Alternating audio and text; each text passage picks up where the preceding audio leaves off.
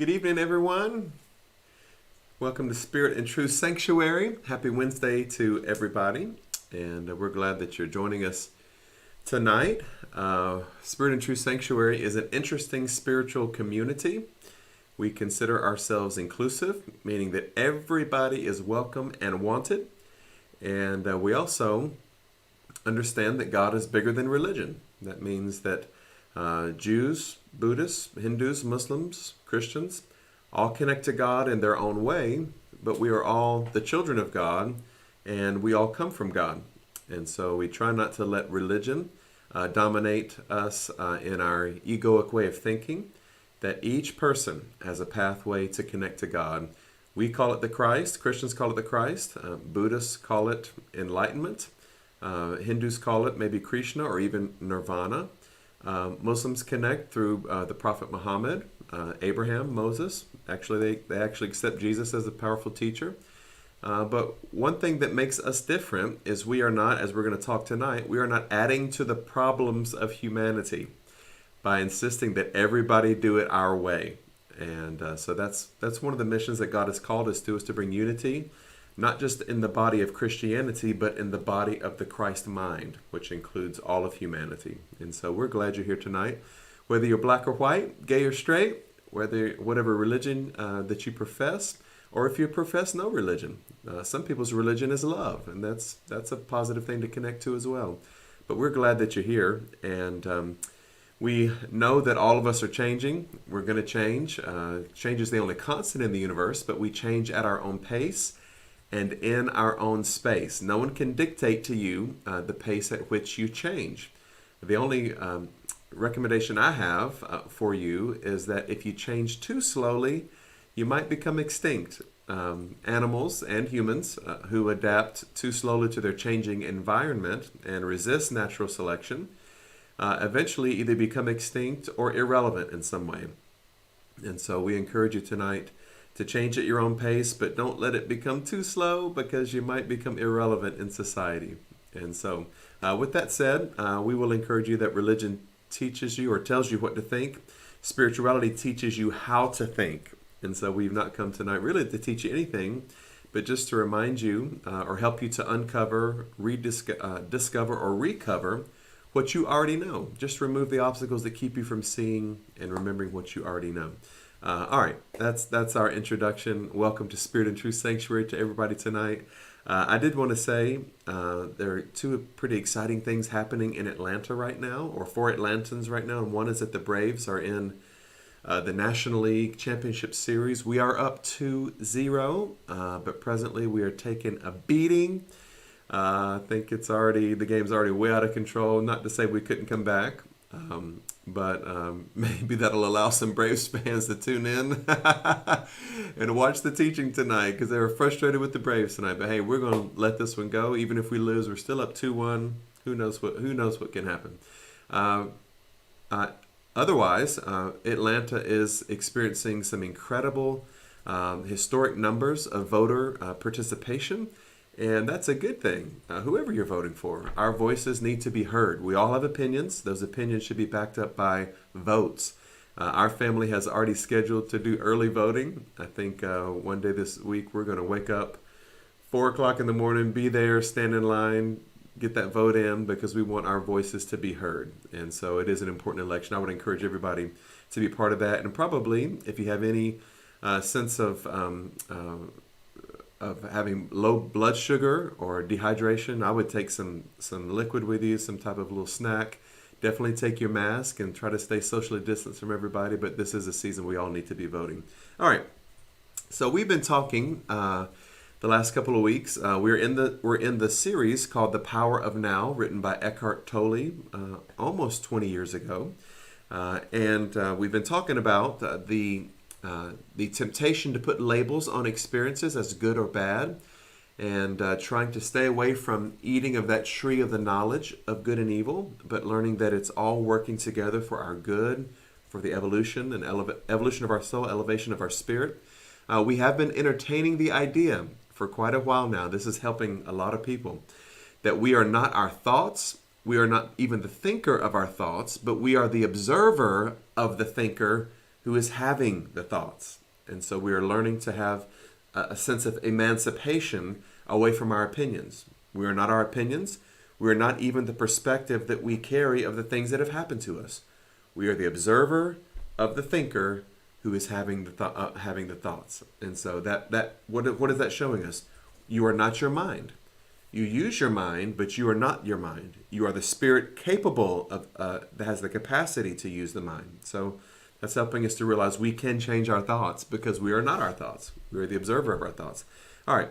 The last thing that we'll give as an introduction tonight, we've talked about the voice that comes from cultural conditioning or the conditioning of the mind, the collective cultural mindset that many of us may have inherited from family, from race, religion, even from gender. All of these are filters that affect how we interpret present situations. And so what we ask as we come to these moments of awareness of spirit is to give spirit permission to take our filters away from us. The filters of race, religion, the filters of sexual orientation, the filters of culture, the filters of geography. I was raised in the South, I was raised in the North. The filters of country, and even the filters of experience. I judge everything in my life by a past experience. We want to remove in these moments of enlightenment together all of those filters so that spirit can speak purely to us and through us, not through filters, not through all of these prejudicial ideas or biased ways of seeing things, but from a pure sense of unfiltered truth coming to us and through us. I know that's a lot tonight. As always, we welcome your comments. Comment regularly and often.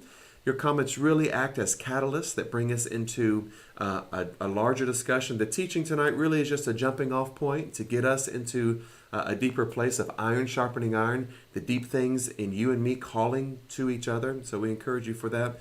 As always, the notes are available in your event description. And so you can download those notes as we begin tonight.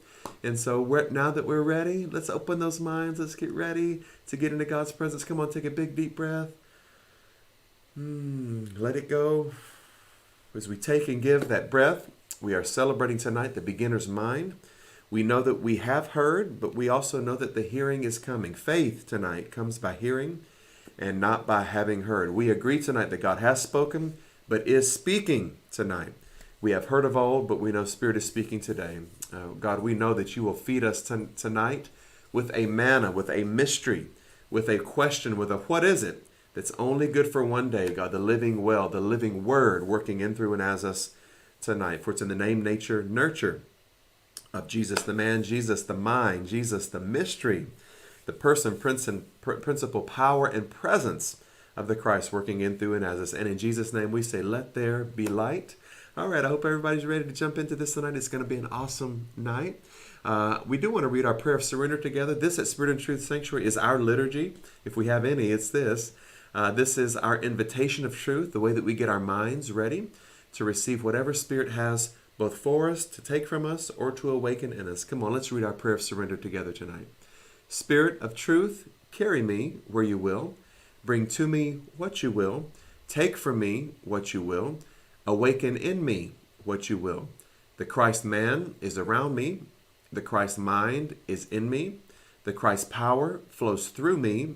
And the Christ mystery exists as me. Woo! I believe it. I perceive it. And now I receive it. I am surrendered. Amen. And so it is. Before we jump into tonight's subject, I want to start off with 2 questions to give you just as food for thought. Something that I think will begin to stir your intellect, stir your sense of reason, hopefully stir the deeper recesses of consciousness and essence that's working in you. 2 questions that I think are going to hopefully point us towards self-reflection and introspection tonight. Question 1 is this: what keeps you from tapping into the now? What is keeping you from tapping into the now? What are the obstacles? What are the hindrances? We talked a little bit about some of those earlier tonight already, but what would you perceive are the things that keep you from tapping into the now? And secondly, this is a specific question, okay? And so I want you to trust me tonight that we're going to get there safely together. But this is the second question. What problems does the church need to survive? And that may sound like a crazy question. What problems does the church need or depend on for its survival? And I ask that in correlation to our subject tonight, which is all problems are illusions of the mind. My argument tonight before we begin is that the traditional church's survival is dependent on problems, on several problems, and I'm not going to say them right now. I'm going to let you mull over that as we go through the teaching tonight.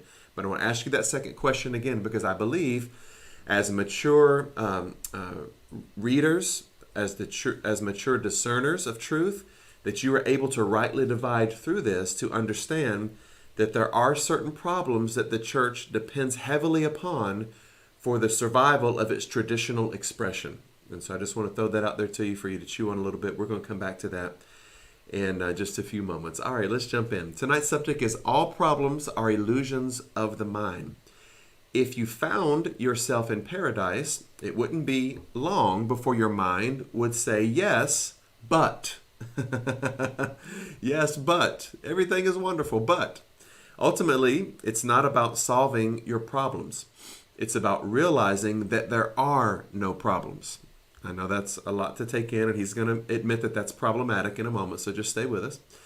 Only situations, not problems, only situations to be dealt with now or to be left alone and accepted as part of the isness of the present moment until they change or can be dealt with. Sounds a little bit reflective of the prayer of serenity. Learning there are some things that exist, but I can't change them all. I have some courage to change the ones I can, the wisdom to know the difference. Some of that, not a parallel, but a similarity to what we're talking about with the isness of things that are. Okay, let's keep going. Here we go. Problems are mind-made and need time to survive. We've talked about the dependence on time, the illusion of time, the problems that time bring to us as far as living in the now. Okay, they cannot survive in the actuality of the now. It is impossible to have a problem when your attention is fully in the now. Wow. A situation that needs to be either dealt with or accepted, yes. Why, though? Here's the question. It's a situation. Why make it into a problem? Why make anything into a problem? Isn't life challenging enough as it is? What do you need problems for? Okay, I know that's probably already whetting your appetite to some degree, or maybe even arousing your anger. Maybe both. We're going to get into it. We're going to get into this tonight. The mind unconsciously loves problems because they give you an identity of sorts. Okay. So I'm going to throw out a couple of problems real quickly that I perceive the church depends on for its traditional expression or the survival of its traditional expression. You may see some other ones, but the statement here is the mind unconsciously loves problems because they give you an identity of sorts. Who am I? Who am I without my problems? Who am I without my challenges, without the struggle, without pain, without suffering? Who really am I without these things? Okay. So I wrote down a few things today. Hopefully maybe you've already started thinking towards some things. One of the problems that the church needs to survive in its traditional expression is the saving of the unsaved. The saving of the unsaved. The reclamation of unbelievers. The converting of unbelievers into believers. Non-believers into believers. And so when you begin to understand the depth of ultimate reconciliation, or what we would say at Spirit and Truth is universal salvation, or to go a step further, that we've never been separated from God, we've never been really in sin or shaped in iniquity, that it presents a problem for the church's traditional expression and its existence, because we have to have a common mission of saving the world, not just saving them from themselves or from a lower human consciousness, but saving them from Buddhism, Hinduism, Islam, even if they are righteously, wonderfully loving people, following the universal command to love others as you love yourself, the golden rule, okay? Even if they're following that, it's not good enough. Their souls are damned. We have to save them from from hell. Okay, and that brings us to the other one. That they're synonymous. The church cannot survive without the saving of souls. The church cannot survive without saving souls from hell, from the existence of hell. That's why challenging the traditionally held views of salvation and the existence of hell is very problematic for the existence of the traditional church. If we went a little further into that, we could say the devil. It's very difficult for the church to survive without a devil, without the presence of a devil, without not just a devil, but enemies of the faith. Anyone who doesn't think like us, without them, the church cannot survive, because there are all problems that the church needs to survive and thrive. Common enemies, watch this, not common allies, is what fuels us toward a similar purpose and creates a false camaraderie and skewed purpose. I know that we're chasing a rabbit trail a little bit right here, but in the illusion of creating problems that we don't need, that is one that we're trying to wake up from at Spirit and Truth Sanctuary. We don't need to save the world. The world has already been saved. The Lamb was slain before the foundation. If we ever were sinful, which I don't buy into that, I believe we're learning to create, to navigate our divine creativity the right way. But the saving of souls, how do we survive without that? How do we survive without hell? How do we have the traditional church without the devil or enemies? How do we find camaraderie with each other as spiritual sojourners together without a common enemy? Can we be allies without having an enemy? That's an interesting question. But why? The question is this: how would you the mind unconsciously loves problems because they give you an identity of sorts. What is the church's identity without enemies? What's the church's identity without problems? If we really want the end of suffering, if we really want to walk into the kingdom of God and feel the manifested presence of God and love in us and in others, how do we really walk into that if we are so intrinsically tied to enemy consciousness, sin consciousness, spiritual warfare, all these things? Okay, that was my fun for tonight. Now let's get back to the teaching. This is normal to identify yourself by your problems. And it is also insane. So it's insanely normal. It's insanely problematic.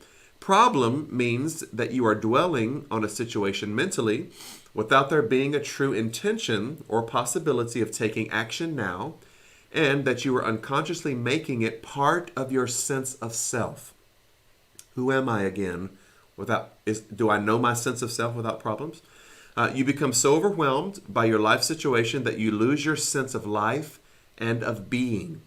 Or you are carrying in your mind the insane burden of 100 things that you will or may have to do in the future, instead of focusing your attention on the one thing that you can do in the now or right now.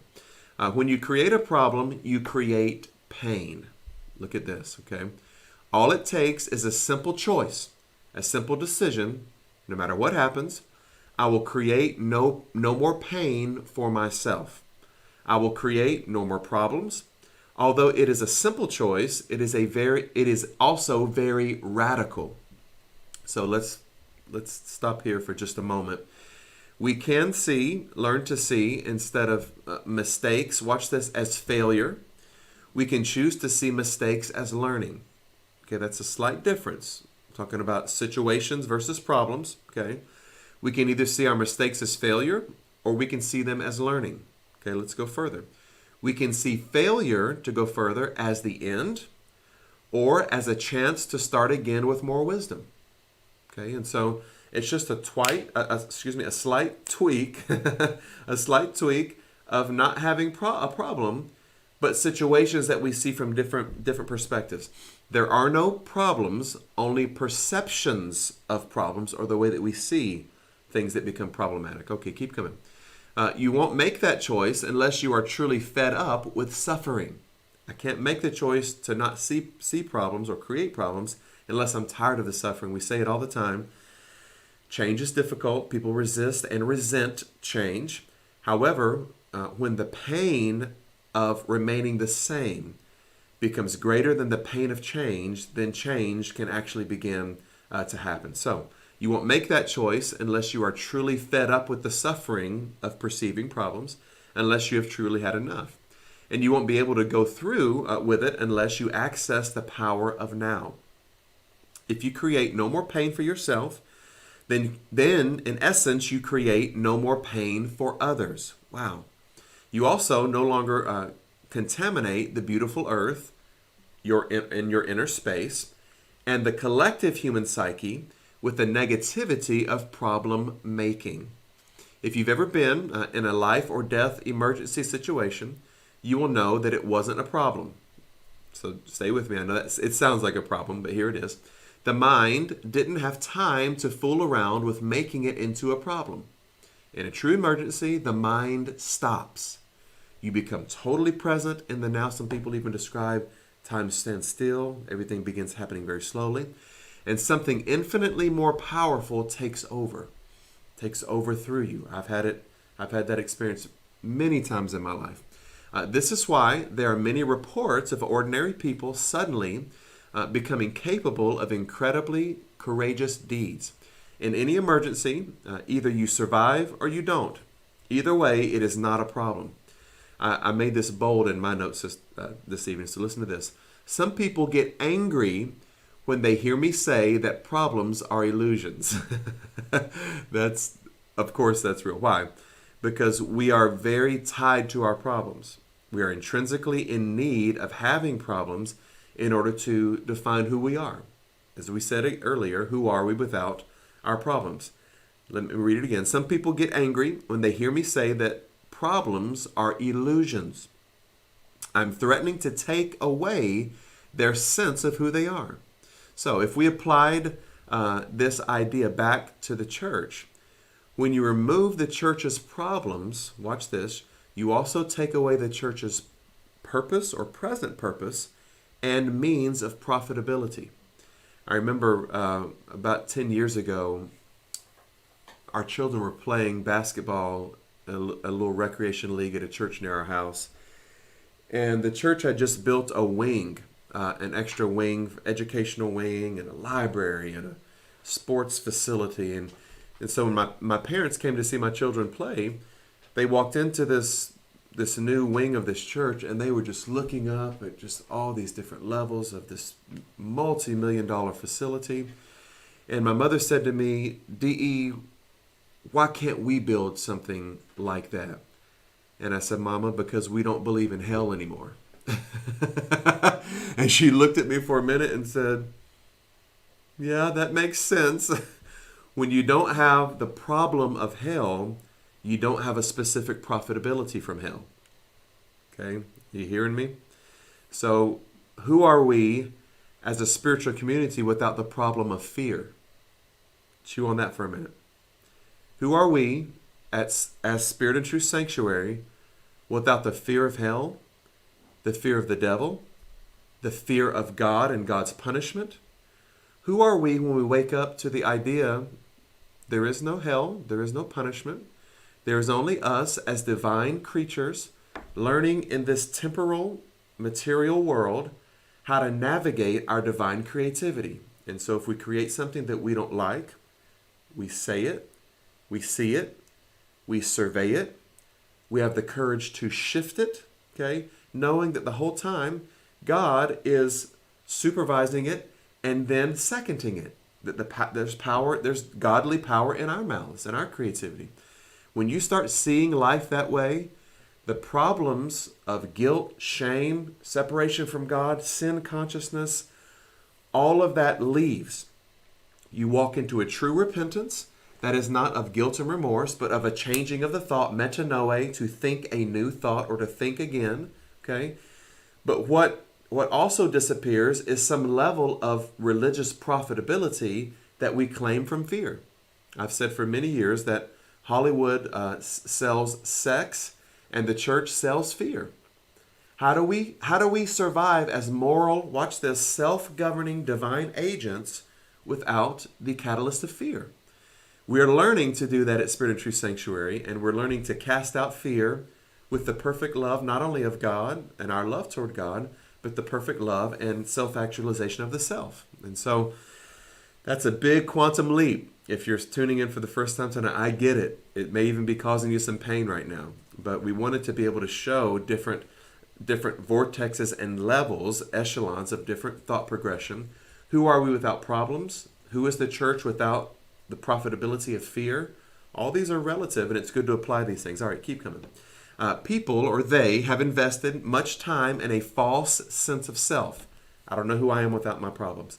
For many years, they have unconsciously defined their whole identity in terms of their problems or their suffering. Who would they be without it? I'll just interject this quickly. My family, the Paulk family, has had a history of situations that we viewed as problems for many years. And these problems lasted for almost my entire lifetime until I was about 35, somewhere between 35, 36, 37, somewhere in there. And all of a sudden, okay, I woke up one day and realized all the problems that have defined who I am, that have defined my family for decades, these problems are gone. They're all gone. And once there was a realization that the problems were gone, there had to be an acceptance that the problems were gone. We struggled as a family for a season with how to relate to the world, to our church, to each other, without the presence of problems. It was so ridiculous, some of the things that we even made up as problems, because we weren't used to not having problems. How do we, watch this, when you're addicted to problems, how do you live in peace? How do you live, Mary J. Blige, with no more drama? If you've learned to survive on drama as a staple of your spiritual diet, how do you live without drama? How do you live without spiritual warfare? When you wake up to the fact that the devil ain't doing nothing, you're creating your life. How do you live without the presence of the devil? How do you live without enemies of the faith, without other religions battle? How do you live without the problem of saving the world? How do you live without difficult family members when everybody chooses to get along? It was a new revelation and experience for us as a family, because we had identified and defined ourselves as a family who has a lot of problems. All of a sudden, a shift in paradigm came, and we had to learn how to live and create our world without being tied to the identity of having problems. All right, let's keep coming. A great deal of what people say, think, or do is actually motivated by fear, which of course is always linked with having your focus on the future and being out of touch with the now. As there are no problems in the now, there is no fear either. All right, keep coming. The time-bound mode of consciousness is deeply embedded in the human psyche. But what we are doing here is part of a profound transformation that is taking place in the collective consciousness of the planet. What does that mean? There is an individual consciousness, and there is a collective consciousness. One of the things, this may help deal with some of the anger that you may be feeling tonight. Some of the things that you deal with in your life are really not yours. They're not problems or situations that you've created. It is because you have been exposed to a collective consciousness, okay? And some of the things that we encounter really are not of our making. It's because we were born into a fallen collective consciousness. Religion has a lot to do with that. However, what merits maturity is being able to differentiate between what are the situations in my life that are part of the collective consciousness, and what are the situations that are part of my individual consciousness. What did I think, see, say, entertain as thoughts that are now manifesting as my reality? That's my individual consciousness. The others are the collective consciousness. And so we don't want to suggest tonight that there are no problems in the world. There is a collective consciousness that creates a lot of problems. The maturity comes from how we see those things, how we learn to navigate through those, not let them overwhelm us, and then to create for ourselves from our individual consciousness the life and the life experience that we would like to share while we're temporarily on this earth. Okay, so let's start back at that sentence again. But what we are doing here is part of a profound transformation that is taking place in the collective consciousness of the planet and beyond. The awakening of consciousness from the dream of matter, form, and separation. Woo! There it is right there. We are spirits in a material world. The separation consciousness, or the awakening of unconsciousness from form. That form can be race, religion, gender, sexual orientation, politics. It could be anything. But also from separation. Separation from God, separation from each other. Watch this, which creates separation from the self. Okay, the interconnectedness of us with others really connects you to yourself. So the ending of time. We are breaking mind patterns that have dominated human life for eons. Mind patterns that have created unimaginable suffering on a vast scale. I love this right here. I am not going to use the word evil. It is more helpful to call it unconsciousness or insanity. Did anyone notice the reluctance of Eckhart Tolle to eat from the tree of the knowledge of good and evil? He doesn't want to call it evil. It's not innate evil. It's an innate insanity of a collective consciousness that's been passed down for eons from one generation to another, perceivably since the garden metaphor of Adam and Eve. Okay, whether you believe there was a garden or actually Adam and Eve in the garden really doesn't matter at all for tonight.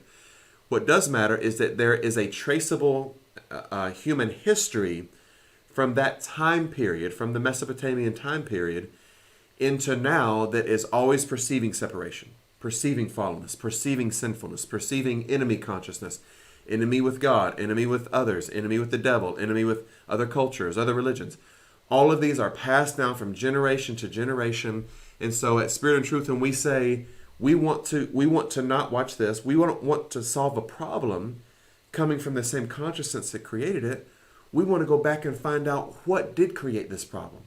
What is the problem of humanity racially, socially, religiously, socioeconomically? We can't solve it from coming from a place of problematic thinking. We have to go back and say we are not separated from God. We are not separate or other from each other. Unless we come at it from that lens, we're just creating more problems.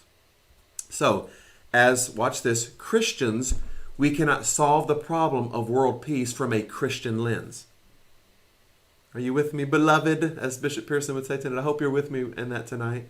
You cannot solve the problem of religious ideology and separation from a Christian lens. That's what began the problem.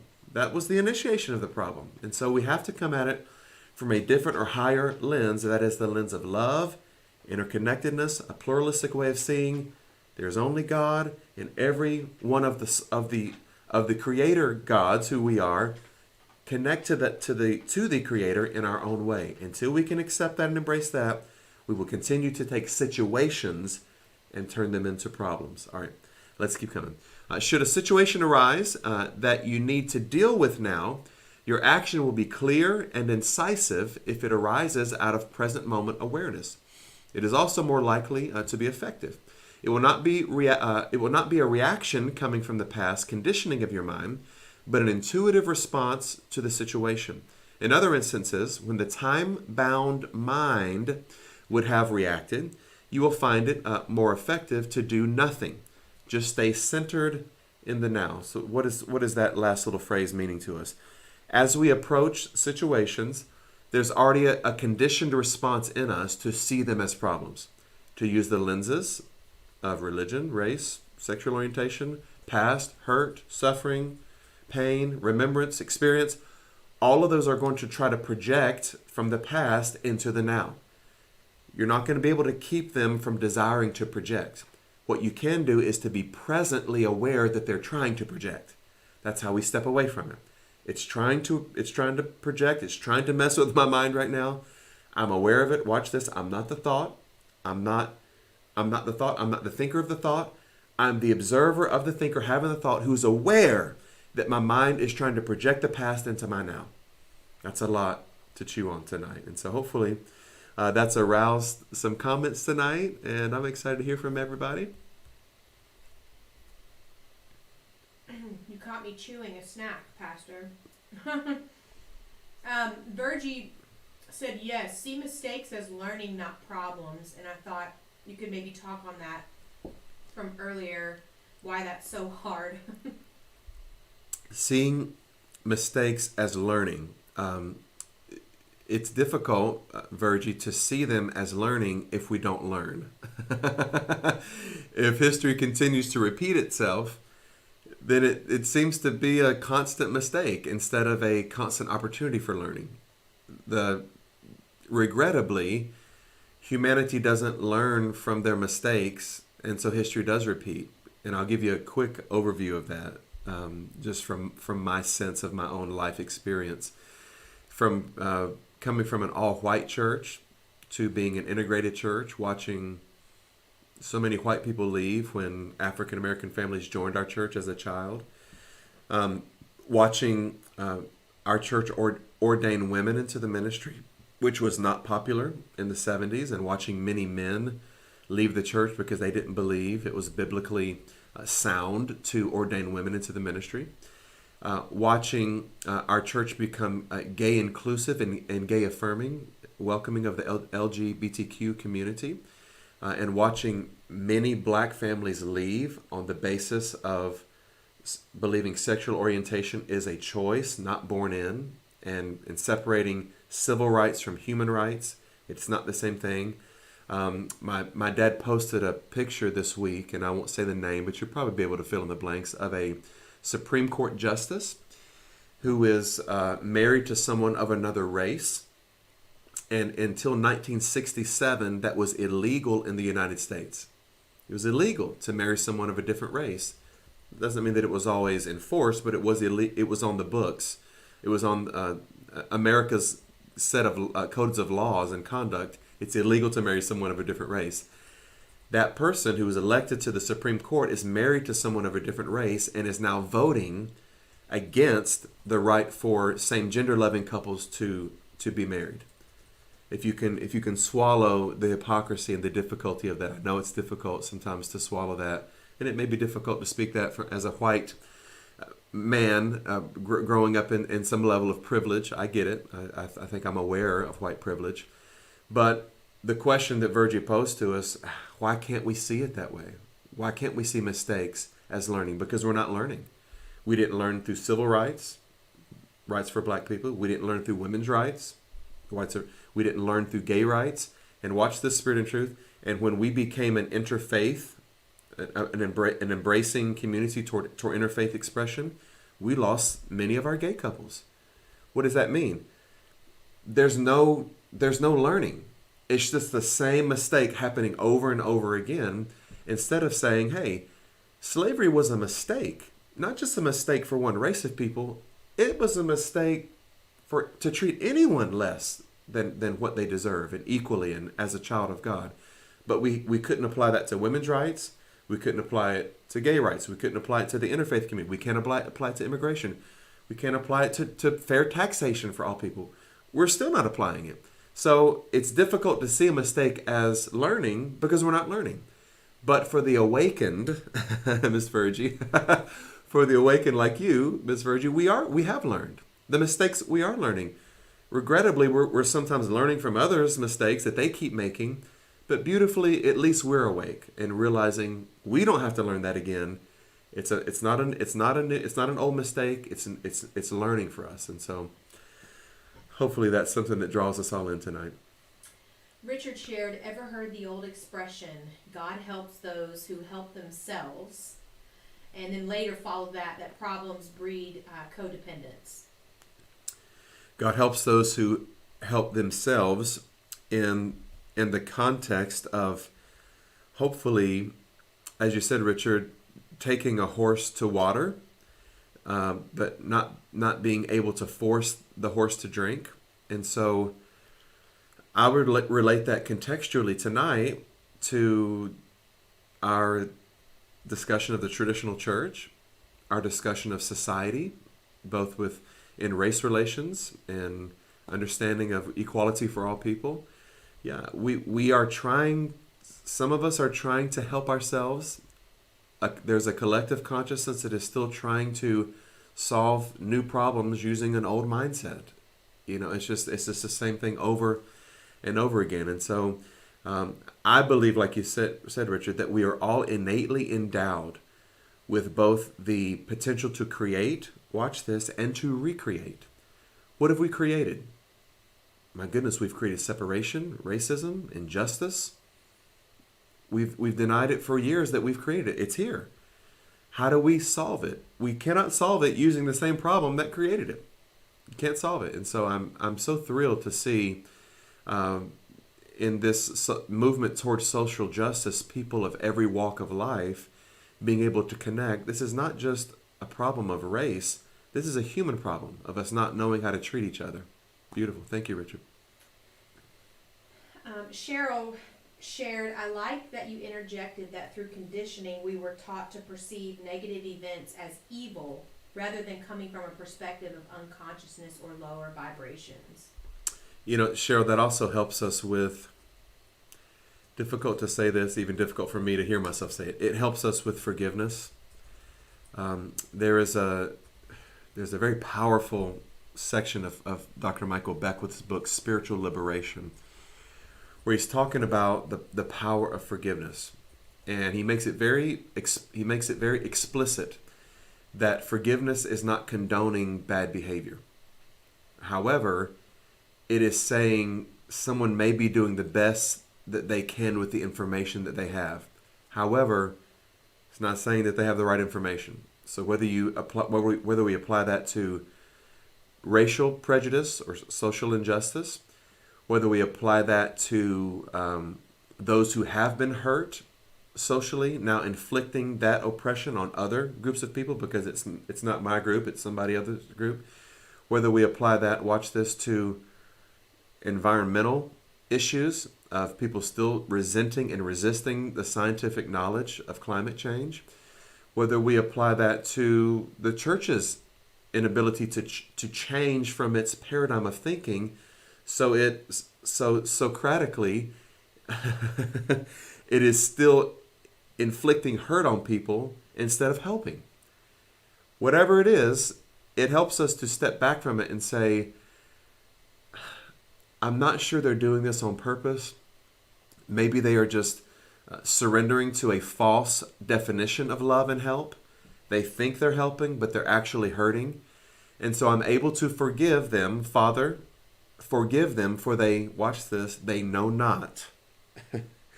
They are ignorant in what they're doing because they have not awakened to a higher sense of self and of God's love yet.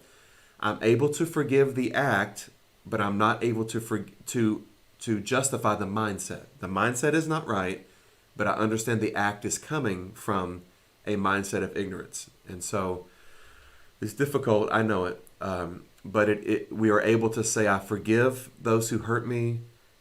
I know that you're doing the best with the information you have, but I do not believe you have correct information. Bobby shared, our minds go into so many directions simultaneously. Keep in mind that we are the observer of our mind's thoughts. Be happy discovering that all those thoughts can be real, mostly illusions. Wow, that takes us back, Bobby, to our subject tonight. It's so contextually relevant to what you said. All problems are illusions of the mind. Let's go back since you went deep there, Bobby. Let's go back to at least historically from the Bible. What was the first problem that was an illusion? Okay? And I'll let you think about it for a second. Okay? The first problem that actually was an illusion, not a real problem, from biblical text. You may already be there. Okay? Adam and Eve eat of the tree of the knowledge of good and evil. Okay? And so now they see their nakedness. Immediately there is a judgment. This is evil. I'm ashamed. I must hide. Okay? God is aware that they have the knowledge. He's aware of their nakedness. They are still in the garden. They are not kicked out of the garden, watch this, until they surrender to the illusion of a problem. After they eat, after they try to cover themselves, God, watch this, Scripture says God still descends to them. God is still in their presence. They are still in the garden. And says to them, where are you? Not where are you? Where are you? I need to see what your mind is perceiving. Is this a situation or is it a problem? They say, God, we hid ourselves because we're naked. God asked them, who told you you were naked? In other words, who told you that this situation is a problem? There it is. There's the illusion. There's the first biblical historical problem that becomes an illusion of a problem, or situation that becomes an illusion of a problem. It's not until they say we're naked and we're unashamed that God says, okay, I have to second it because I am supervising your creative process as creations of a creator. I have to honor the creator in you. You've said it. You've said that you're naked. You're seeing now what you've said. You've surveyed that this situation is now the illusion of a problem.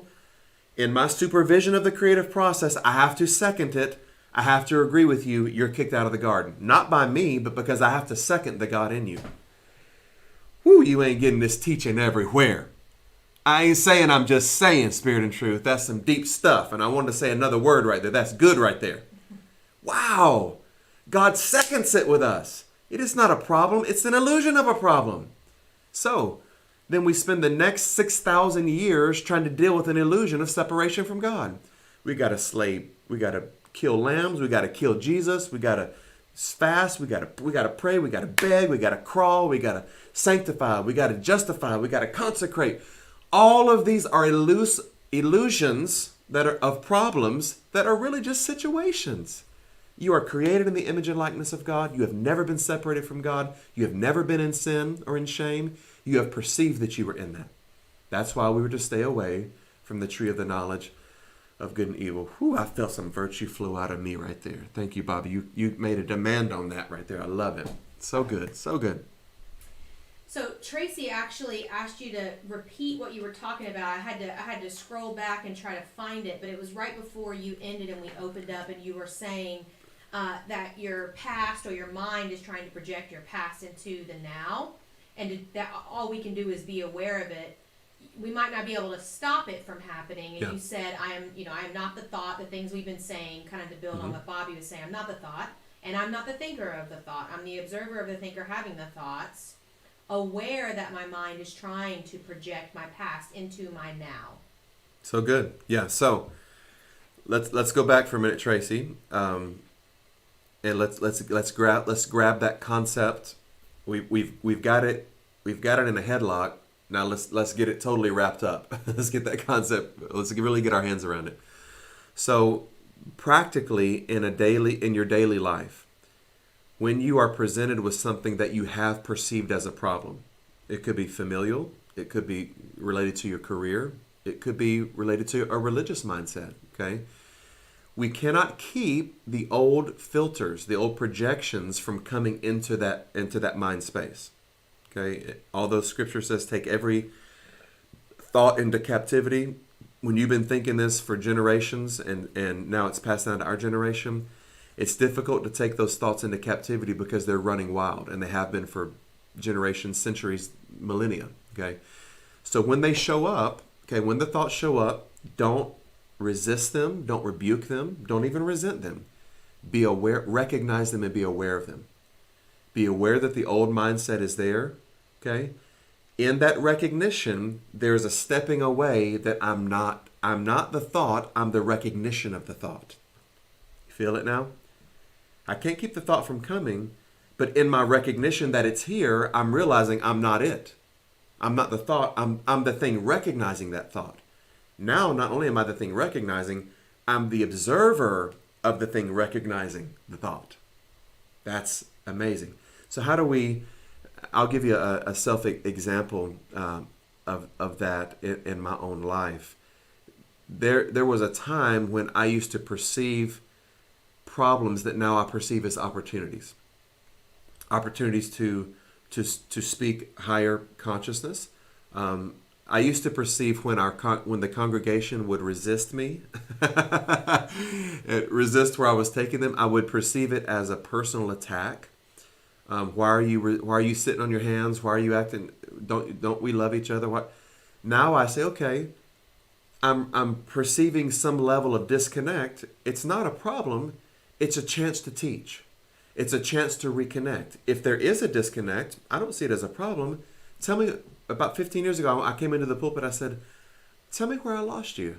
I don't want to leave you. I don't want to go off in some place where we can't go together. A good shepherd has to know the sheep. I have to know where we're going. Tell me where I lost you. I began to cease from seeing it as a problem and seeing it as an opportunity to reconnect. It's not a problem because we all change at our own pace and in our own space. And so I began to say, consider, eat what you can.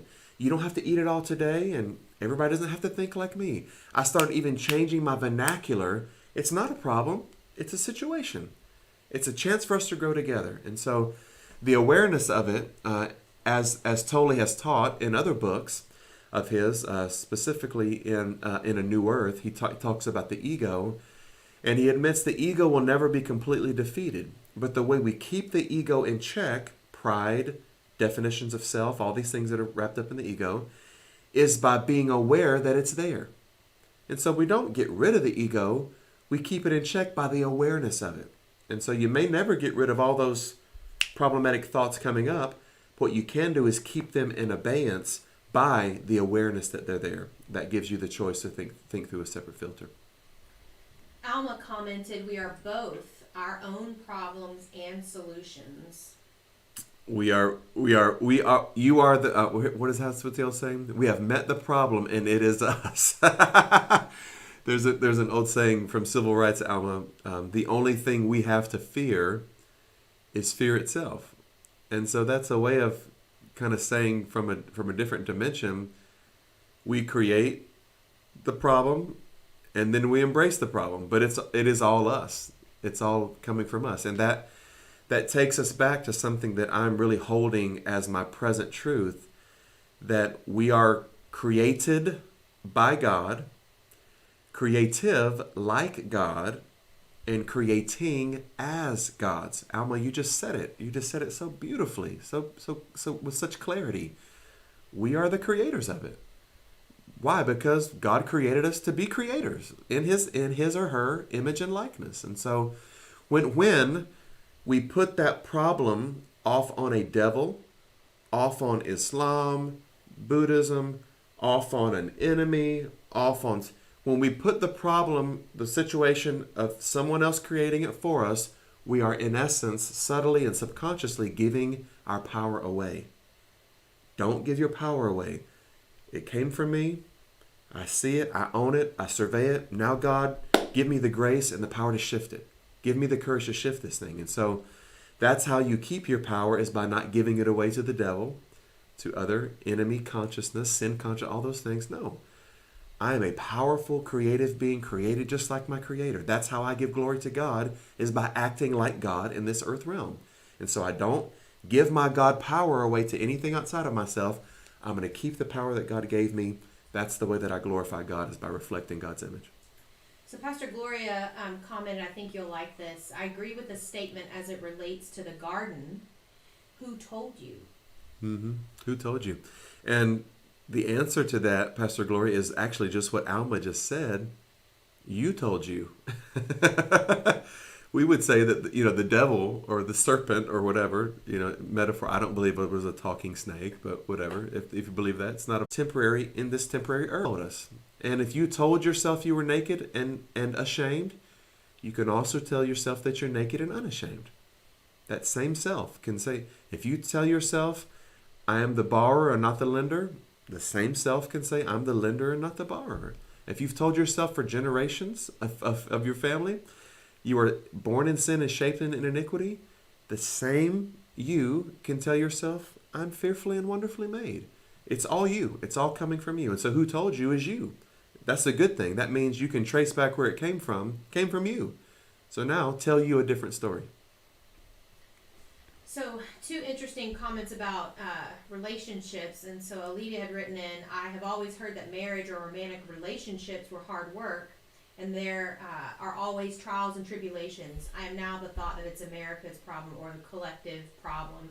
Because of this thought, we create our collective problem. So Jennifer wrote in, our pre-marriage counselor often spoke the same thing. The mind is the most powerful tool we have, but not having control of it can be reckless. They learned that in pre-marriage counseling. Beautiful. Yeah. And so think about what Alita, what we take into that.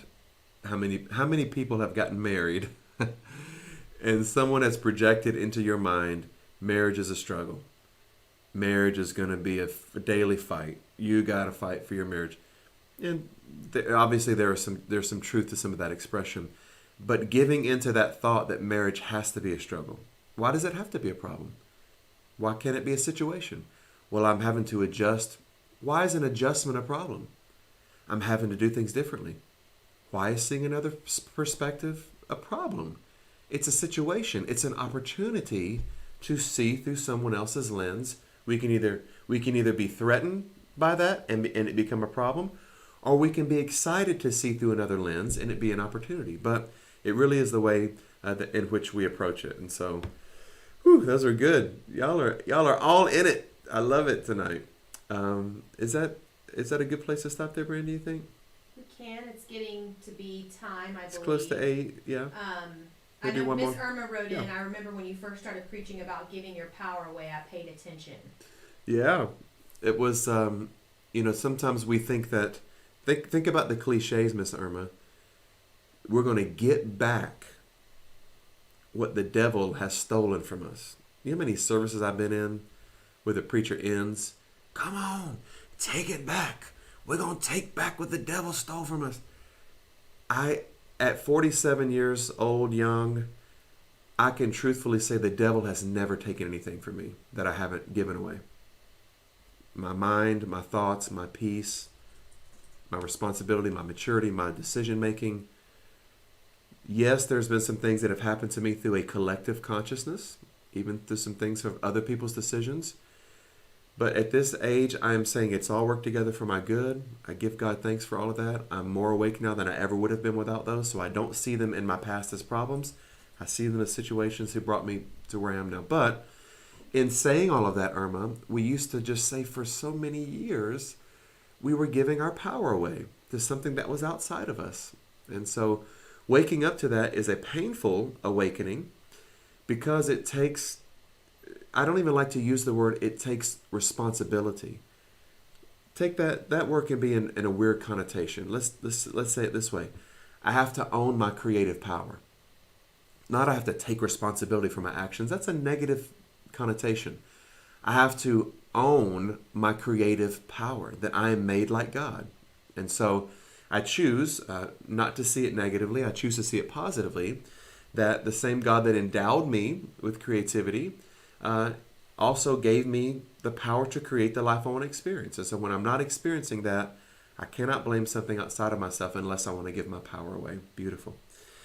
Woo! Man, there's a lot of people tuning in tonight. Oh, yeah. We're going to get some shouts out to everybody. I'm so glad we're connecting with this series. I hope this series doesn't end anytime soon. I think we're only about halfway through it.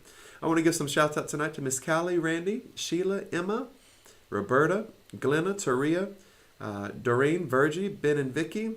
Call Ben up and tell him what you want. Fred and Mary, Lenora, Bobby, Sherby, Pastor Curtis, Pastor LaDonna, Ivy and Margie, Pastor Helen, Pastor Gloria and Howard, Esther, Eve, Susan, Elaine, Tawanda, Rosaline, Pastor Cassius, Caroline, Alita, Reverend Jesse, Reverend Dr. Jesse Harriet. Good to see you, my friend, from the academic world. He's an amazing teacher.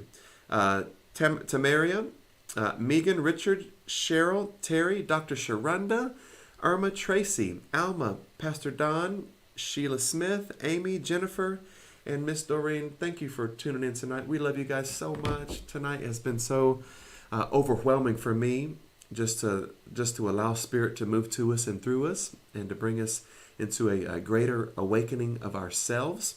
And so maybe we'll leave with that thought tonight, and hopefully we can all read our closing affirmation together.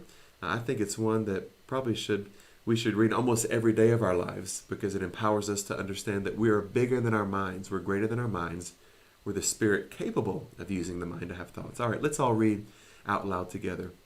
I am not my thoughts. I am not the thinker of my thoughts. I am the observer witnessing the thinker thinking the thoughts. Tonight, I am not the voice in my head or any limitation of an inherited collective cultural conditioning. religious indoctrination, or even my past experiences. This week, I will mind my mind, free my mind, be free of my mind, and surrender to practice no mind. Whew, that's a good way to end tonight. We love you guys. We look forward to seeing you again this Sunday morning at Spirit and Truth, 10 a.m. Until then, go in peace, and may God bless you.